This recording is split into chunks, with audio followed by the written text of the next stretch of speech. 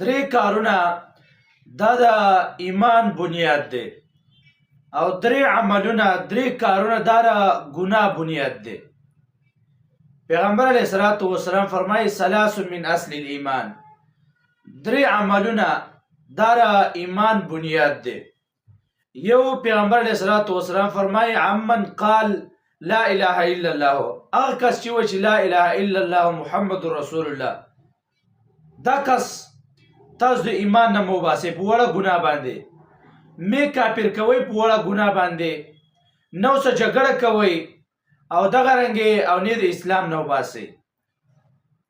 دا یو کار چې لا اله الا الله محمد رسول الله دا کلمه انسان وي، بیا څوک جګړه نه کوي، دغه رنګې په وړه ګناه باندې د اسلام نه نو باسي، کافر کوي نه، نو دا یو د ایمان حصه ده، دا یو د ایمان بنیاد دی.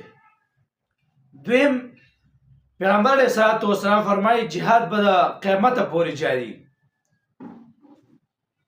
داسې بادشاه چې سم عادلي د الله رب العزت داسې بادشاه راولېږي چې سم عادل انسان عادل بادشاهي، بیا به هم جهاد نه ختمیږي، جهاد به د قیامته پورې جاري. او که داسې بادشاه راشي چې سخت ظالم انساني، دغه رنګې ظلمناک انساني، بیا هم جهاد جاری د قیامت ته ورځې پورې.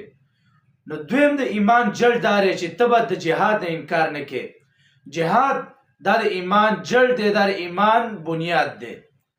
او دریم پیغمبر علیه الصلاة والسلام فرمایي تقدیر، څه چې الله رب العزت ستا دپاره لیکلی دی دا ستا دپاره دی، په تقدیر باندې به ته امنا وسلمنا.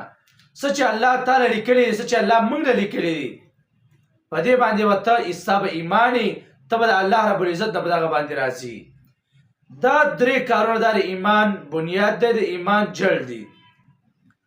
یو چې یو کس وایي چې لا اله الا الله، دا به ایمان نه وباسي، جګړه به ورسره نه کې، کافر به ورته نه وي، دا د ایمان یو بنیاد دی. دویم جهاد نه به انکار نه کې، جهاد د ایمان بنیاد دی. او دریم تقدیر دی، تقدیر دا د ایمان بنیاد دی، دې نه به انکار نه کې.